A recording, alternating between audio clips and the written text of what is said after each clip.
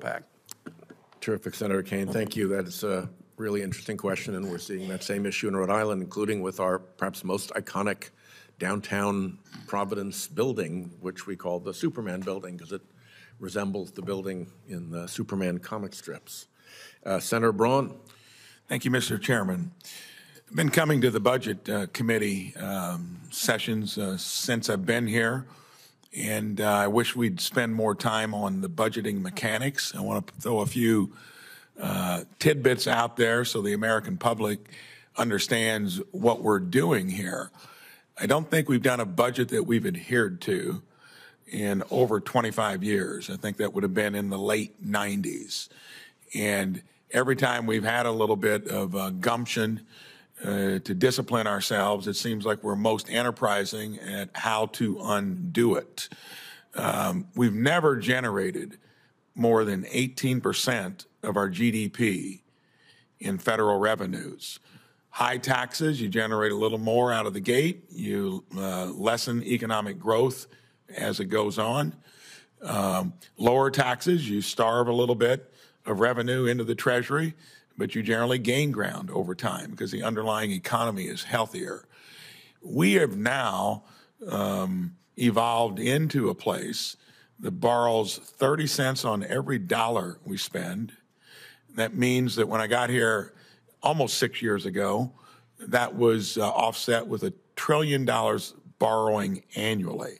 But since we've grown the federal government to nearly 25% of our GDP, it's now $1 trillion every 6 months. And here we are talking about affordable housing in the context of what the federal government might do. I can guarantee you we'll be borrowing every penny of it because we don't offset it. We don't ever raise revenues because that's painful politically.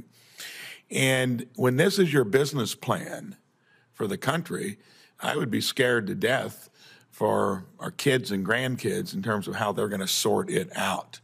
What are the consequences?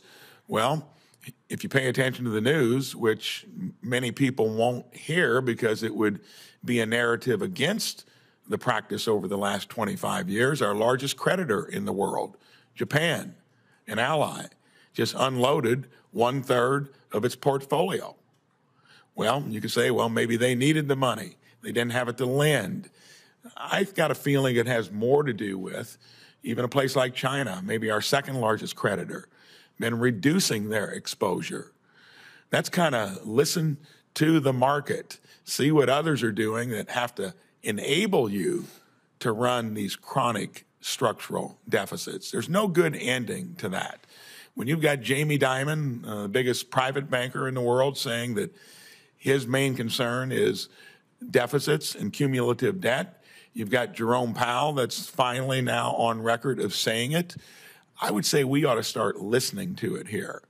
And before we're offering up more from the federal government that has knocked nothing out of the park when it comes to spending money and affecting results, I think there probably ought to be a different approach. This may be my last time to harp about it. I'm not going to let the subject just go away. We owe it to our kids and grandkids that we don't keep doing more of the same, digging the hole even deeper. I'd like each panelist to tell me what you think on this particular subject. We'll start over on the end. Should we be enterprising through the federal government when everything we do will be more borrowed money behind it, digging the hole even deeper? Or should we rely on maybe state governments and entrepreneurs to maybe have a little better chance at trying to do what is probably not going to involve borrowing more money through the federal government? We'll start over there. Thank you, Senator. Respectfully, I think you need to do both. I really do. I think so. You're willing to borrow more money? Yes, I am, in a sir. place that has not really given us results in the past. That's correct. Okay. And let me explain to you why. Because that's a choice, a policy decision that this honorable body, the Senate as a whole and the Congress as a whole has to make. The argument about spending and the deficits is a very real one and a very valid one. But that argument should not be limited to just housing. You can make that argument for tax cuts. You can, for the wealthy. You can make that argument for a lot of spending that the federal government does. So I appreciate that, and I am fiscally concerned with these runaway deficits, but the pain of fixing that. So you're for doing both, and I understand it. And I Yes. want to get to the other panelists so Certainly. they have a chance to weigh in. Mr. Williams.